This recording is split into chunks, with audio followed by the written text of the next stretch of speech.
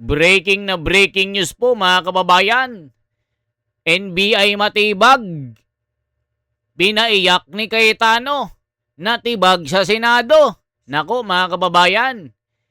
Pagkatapos po ni Senador Marcoleta, kanilang ginipit at pinaaresto at pinakulong. Ngayon naman ang plano ni De Junior ay si Cayetano naman ang isusunod. At dito po nagpang-abot at sumabog sa Senado. Nako mga kababayan ko. Senador Alan Cayetano, hinamon si Matibag. Ang sabi dito mga kababayan, go ahead if you want to investigate. Cayetano, pinabulaanan ang umano'y anomalya sa 2019 SEA Games. Hinamon ang NBI na ituloy ang investigation. Nako po mga kababayan, tila tumatiming si De Junior dito. Alam natin ang kanilang propaganda. Gagawan talaga ng gagawan ng kaso ang mga senador na lumalaban sa katwiran at tumitindig sa katotohanan. Gaya ni Senador Marcoleta, nag-iimbestiga lang naman at nais tumbukin at hanapin ng katwiran at ipakulong ang mga magnanakaw. Pero dito mga kababayan, imbes na unahin yung mga magnanakaw na dawit sa mga maleta, si Marcoleta talagang inuna. Dito po, halatado na po masyado mga kababayan ang ginagawa nila para hindi po mabulilyaso yung ginagawa nilang pagnanakaw. Nako po mga kababayan, bago natin ipakita ang bakbakan, nako po, sabi dito mga kababayan, no? Matindi ito. Nako po, talagang bakbakan na. Nagkakainitan na mga kababayan. Gagawin lahat nila para mawala sa landas nila yung mga kumokontra sa kanila.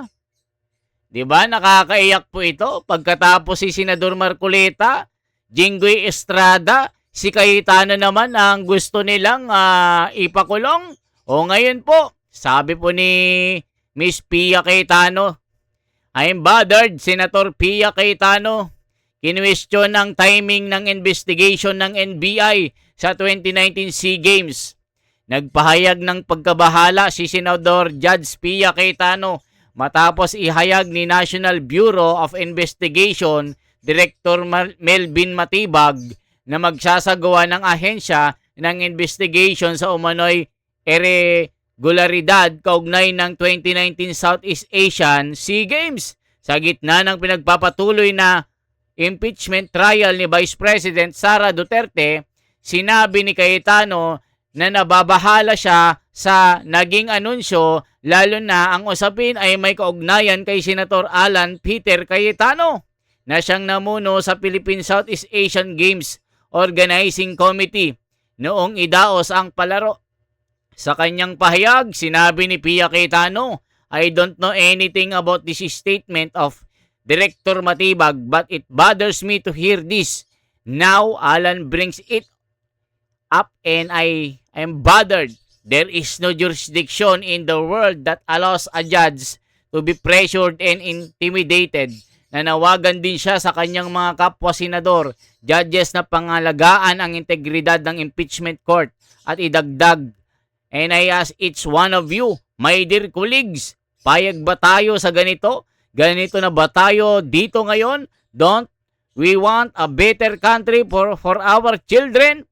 Ang pahayag ng senador ay ginawa kasunod ng pagbanggit ni Senador Alan Peter Cayetano sa anunsyo ng NBI na inaasahang magsisiyasat sa mga alegasyon ng irregularidad sa 2019 SEA Games habang nagpapatuloy ang impeachment proceeding sa Sabado. Nako po mga kababayan, pati itong kapatid ni Alan Cayetano, sumabog na rin sa galit kasi nga talagang plano ni De Junior ubusin ang lumalaban sa kanya. O, tignan po natin ito mga kababayan, i-play po natin itong pasabog ni Senador Alan Cayetano. Hinamon si Matibag dito. Kaya si Matibag, natibag, pinaluhod sa lupa. At tignan nyo po. What is the pleasure of Senator Judge Cayetano? Presiding Alan? officer, Rule 6 of the impeachment proceedings is that the rules of the Senate is suppletory, and if there is anything that affects the honor, integrity, or the functions of us individually or as a Senate here as an impeachment court, someone can rise on a question of personal or collective privilege. I won't do that, but may I just respond to what Senator Padilla said, since my name was mentioned and since the investigation announced by the NBI yesterday seems to be pertaining to this person as chairman of the 2019 Organizing Committee of the Southeast Asian Games. May I, maybe, in the form muna of manifestation, unless the presiding officer or Senate President thinks that I should elaborate on by asking for time on a personal collective privilege, but I don't want to start that Senator precedent. Judge Cayetano may make his manifestation. Okay. For the record, sir. So, first and foremost, sa sinabi po ni Senator Padilla, I won't ask na ipa-play na yung video, but quite exhaustive yung sinabi ni NBI Director about the Southeast Asian Games. So if the intention was to have a chilling effect, we already have that chilling effect. May 11, hinabol dito sa session hall na to ng mga ahente ng NBI si Senator Bato. May 13, nagkaroon ng enkwentro, putukan, pinipilit ng NBI na hindi sa loob ng Senado, but we have all the evidence that it was inside the Senate. Other incidents, I do not want to evoke a reaction or debate because I want to respect my fellow senators. Much of this has been vented in the media, is in court. Director Matibag has promised us that he will give us a warrant issued by the ICC, has promised us that he will hold his agents na nanggulpi ng isang OSAA. He will be the one to implement the contempt order and hold them in his office, but wala ditong natupad.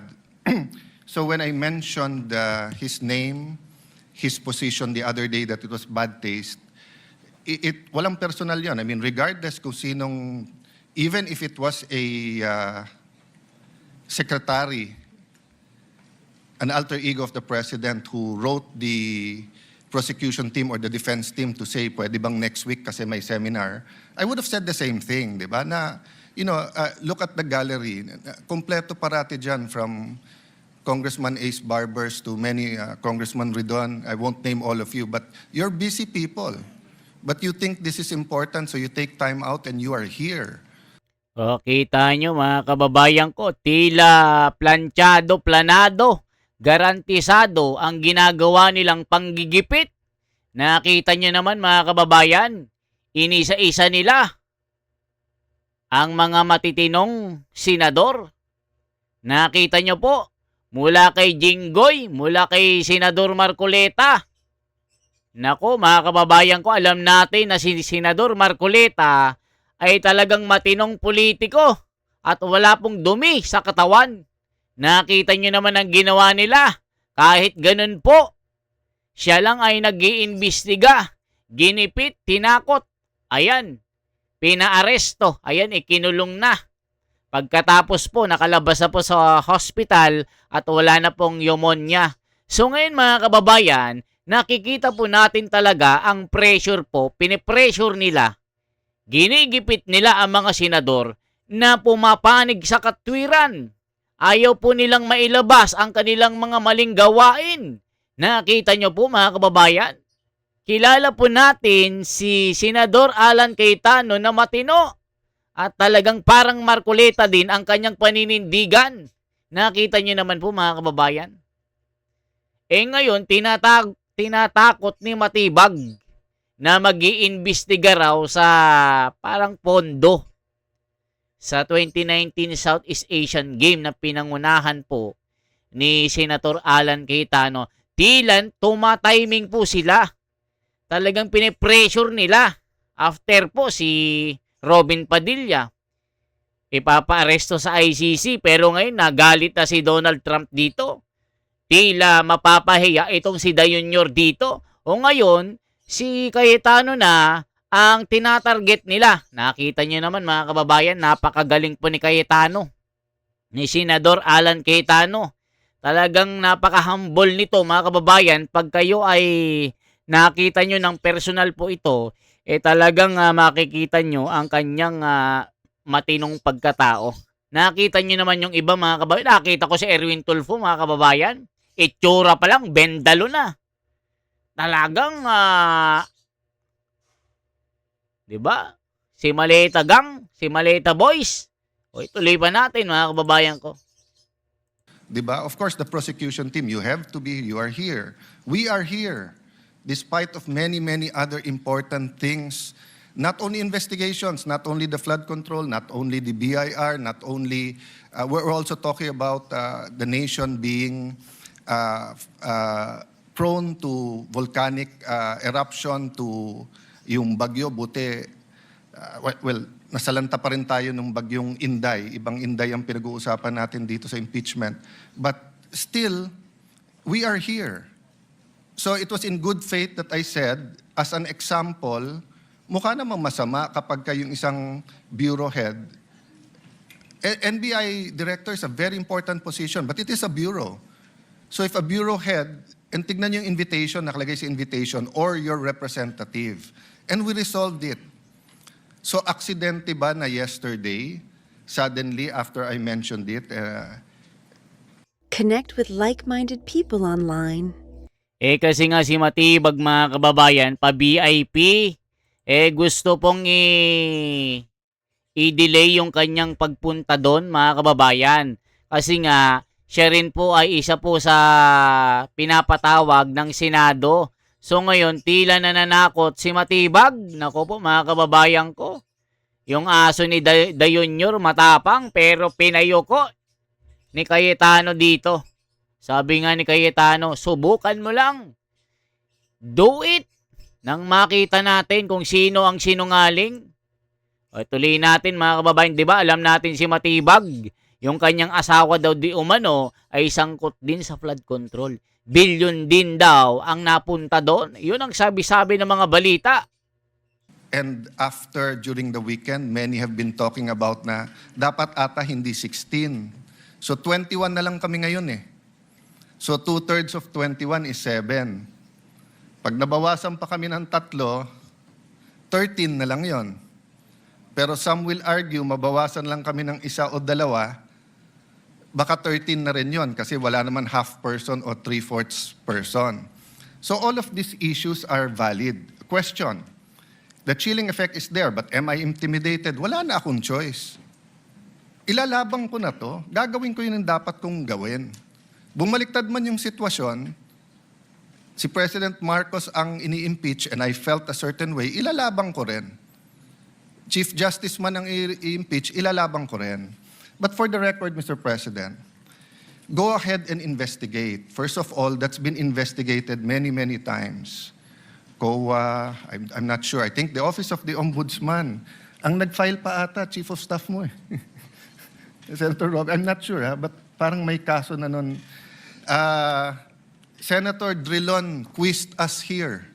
I was Speaker of the House, but I chose to appear before the Senate to be able to answer all of those questions directly. The SEA Games, paulit-ulit yan. Biktima na ng speakership ng 2019 yan. Nahuli namin yung PR na sinabi kikiam, pinakain daw mga Muslim ng baboy, when it was chicken longganisa na pinakain. Pero nasiraan na tayo sa Malaysia, Indonesia. The SEA Games gave us so much honor. So far, it is still the biggest SEA Games in history. Many of our athletes launched their career, even going to gold medals in the Olympics. Our athletic and our yung aquatic natin center in Clark is one of the best in the world. Ang nagsabi nito yung Israeli coach ng isang foreign team doon. But go ahead if you want to investigate.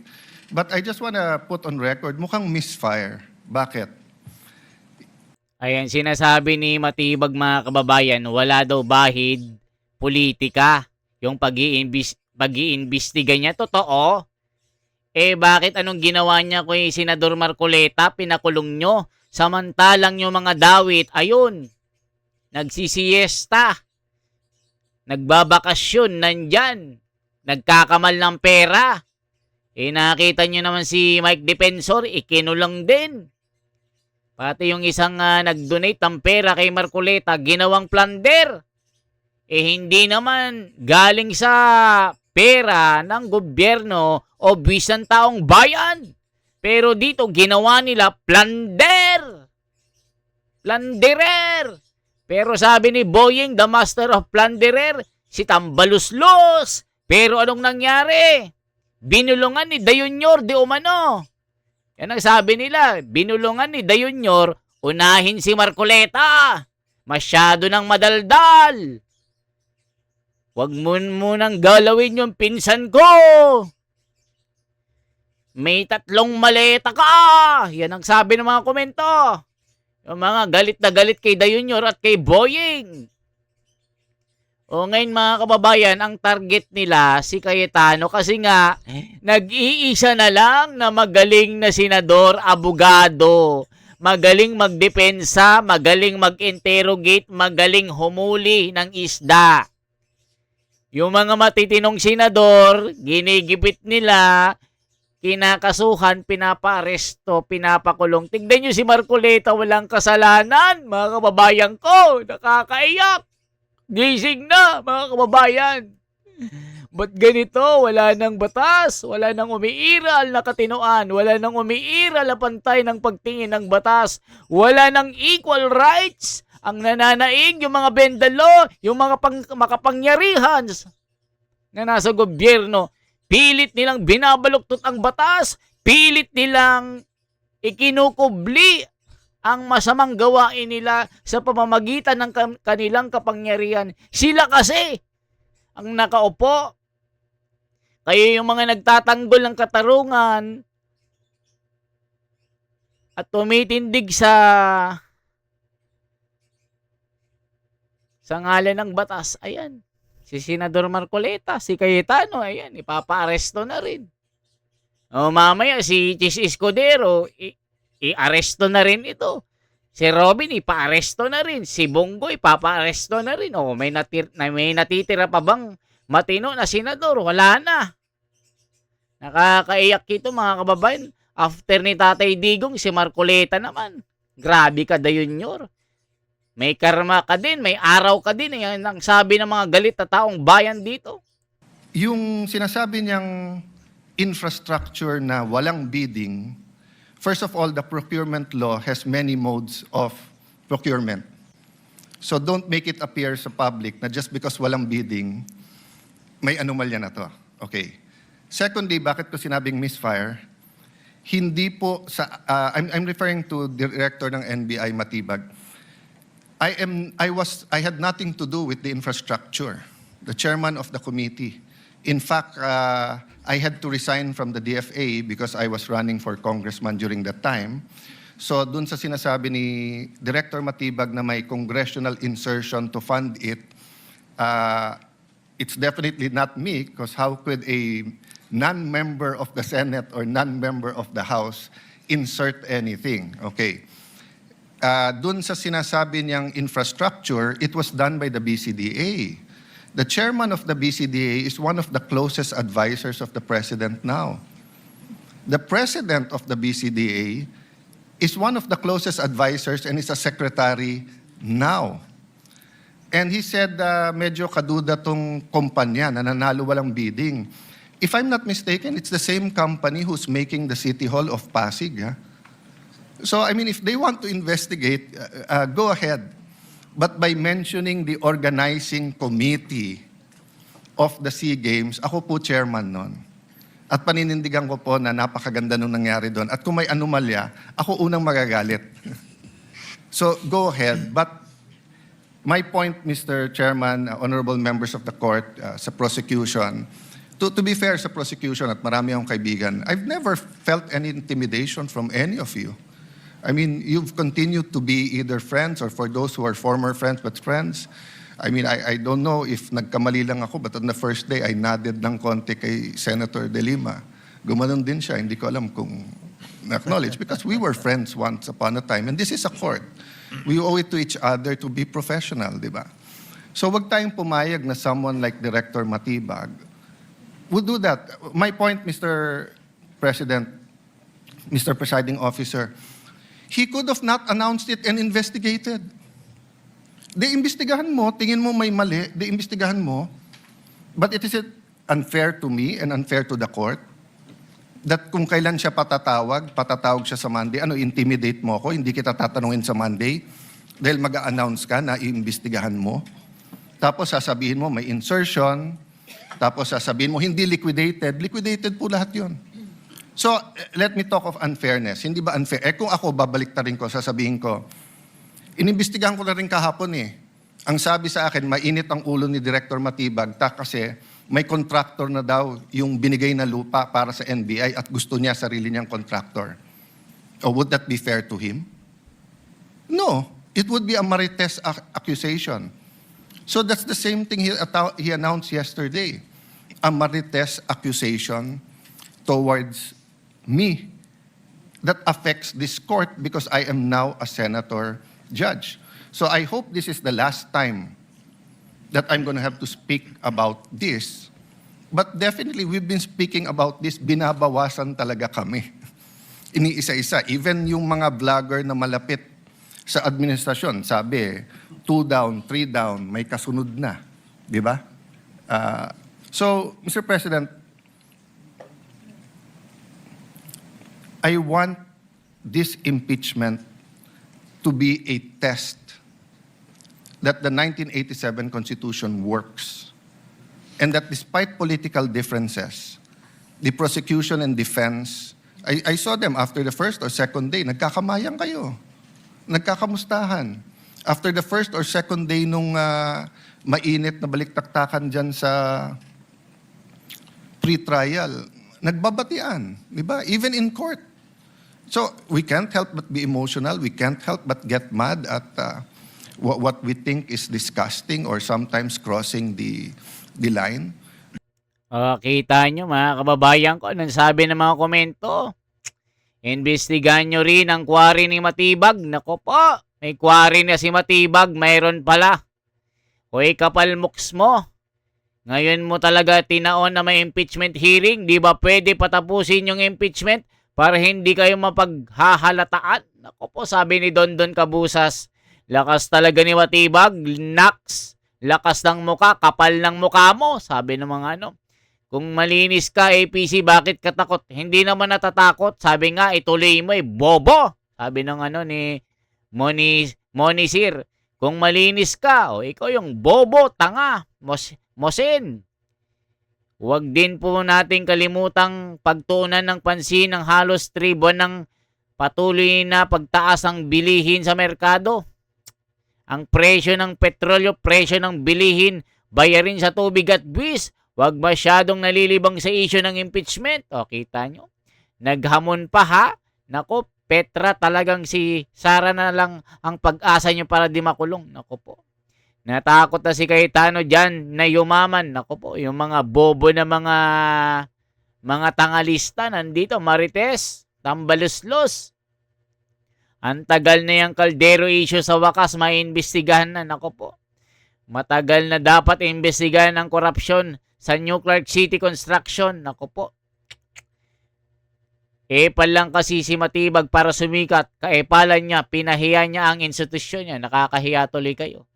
Diba? Tuloy natin. But is there any question that for this verdict, whether it's for conviction or acquittal, to be accepted by the Filipino people, we have to make sure that the integrity of the court is intact. I will admit to you, nahirapan po ako. Wala si Senator Marcoleta eh. Iilan lang po kaming abogado dito. Si Senator Pangilinan, Senator Cheese. Alam nyo yan, totoo. Nakakaiyak po yan. Inamin po ni Senador Alan Cayetano nung na-interview ko po one-on-one yan na talagang nalulungkot siya sa pagka-aresto at pagkakulong ni Marcoleta. Kasi isa po si Senador Marcoleta sa mga magagaling sa impeachment, sa mga litigation, sa mga pagko-cross-examine. Talagang laging may pasabog na hindi nagagawa ng ibang mga abogado. So ngayon, pag nawala pa si Cayetano, mga kababayan, sino pa ang magiging makatwiran dyan? Wala na. Iba kasi pag merong abogado na malinis. Iba kasi pag may abogado na hindi nababayaran. Iba kasi yung abogado na matino at malinis ang konsensya. Hindi gaya ng iba, mga kababayan. Iba rin kasi pag may Marcoleta, may Cayetano. Di ba mga kababayan ko? Ngayon, pag inaresto pa nila ito, nako, yari na. Nakakaiyak na itong bansang ito. Si Amy is a law graduate, di ba? Pia. Senator Pia, Bam is a second-year law student and I'm encouraging him na tapusin niya. Total review na yung nangyayari ngayon. But it's not easy. 24 lang kami, nabawasan na ng 3. So I hope this issue of the integrity of the court becomes an issue for all of us. No, I'll repeat what I said when I was Senate President. Director, hindi mo kami natibag. So wag mo try itibagin tong representation na to o itong impeachment court because what you're doing is not helping. You investigate whatever you want to investigate. You want to investigate ba't ako nagpatubo ng balbas? Investigate mo, no problem with me. Pero wag mo nang i-announce kasi nga naaapektuhan yung integrity ng court. Thank you for the leeway, Presiding Officer. Thank you, Senator Judge Alan Cayetano. Ayan, mga kababayan ko. O yan, pahiya si Matibag dito, mga kababayan. Natae na. Naihina sa takot kay Senador Alan Cayetano. Mga kababayan, i-like nyo po, i-subscribe nyo po ako dito. Ayan po. Ayan. I-follow nyo rin po ako sa FB natin, The Wonders Philippines. Merong 500,000 plus po tayo dyan. Kasi karamihan po dyan, mga basher, mga tangalista sa kapingkilista. Yung mga nagko-komento doon, binabash po ako. Nagpunta po ako sa Senado, naimbita po ako doon ng staff ni Alan Cayetano.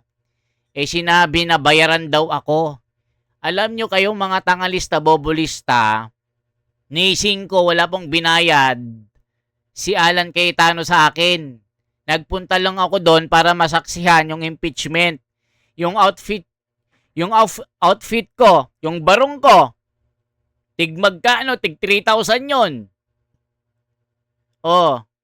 Tig 3,000. Sapatos ko, 2,000. Pantalon ko, 2,000. Magkano na? 3,000, 4,000. 7,000. Sapatos, 3,000. 8,000. Yung gasolina ko, 3,000.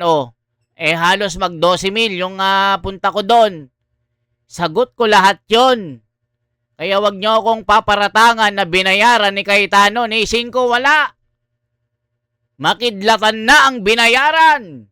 Sumakit na ang tiyan kung sino ang bayaran sa atin.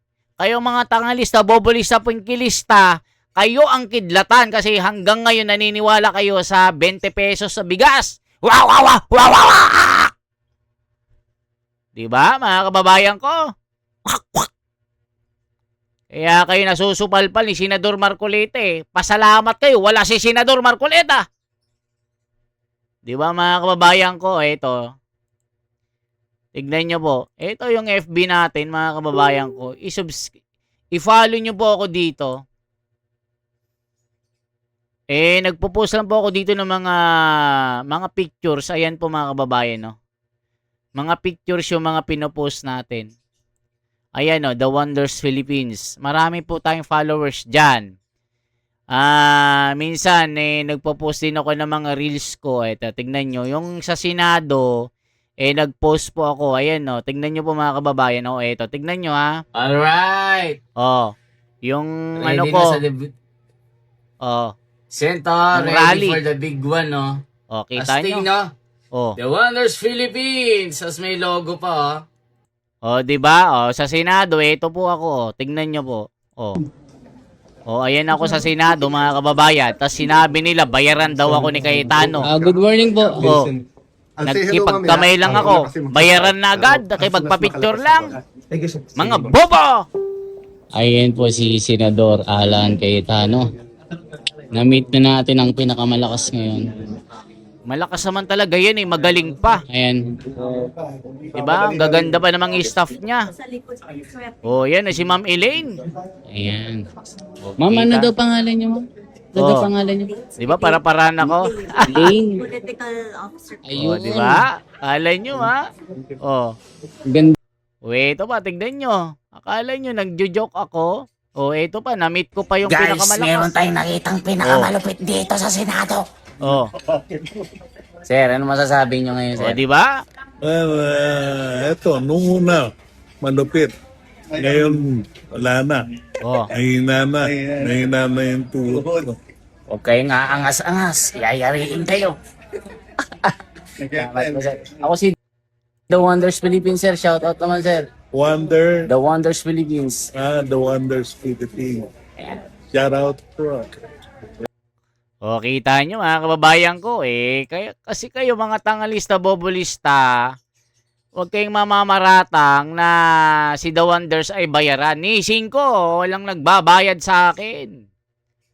Kaya mamatay ang bayaran dito, mamatay ang korap.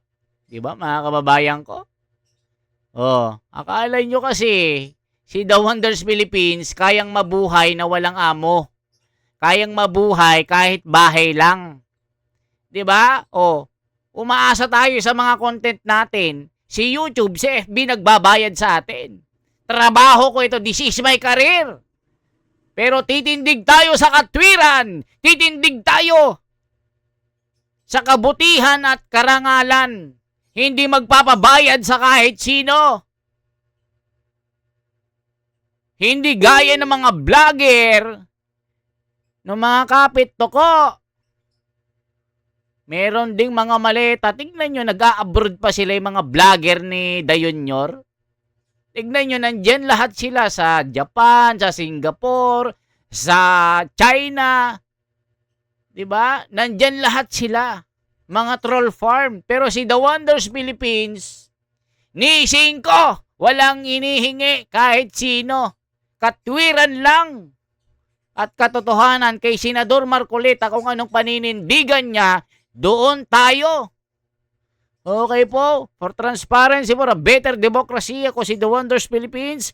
Shout out kay Ma'am Mirna Aura, Gaspar Beltran, kay Emil Dafacon, ayan, good PM, brother, Rica Domagpili, ayan, di ba? Shout out sa inyong lahat, mabuhay po at i-share nyo na po ito mga kababayan. At i-like nyo naman yung video natin at i-subscribe nyo po ako para ma-recommend po ni YouTube. Ma-recommend po tayo. Salamat po sa inyong suporta. Mabuhay po ang sambayanang Pilipino. Ipanalangin po natin na si Senador Marcoleta ay makabalik sa Senado para gulpihin ang mga bendalo. Gulpihin yung mga nang-aapi sa katiwalian. Yung mga katiwalian mabulgar sa pamamagitan ni Marcoleta at Cayetano. Iilan na lang yung mga kapuri-puri na mga pinuno ngayon. 'Di ba? Lahat na mga bendalo na talagang may katiwalian na sa mga kaluluwa nila. Mga maiitim ang kaluluwa. Okay po, mabuhay.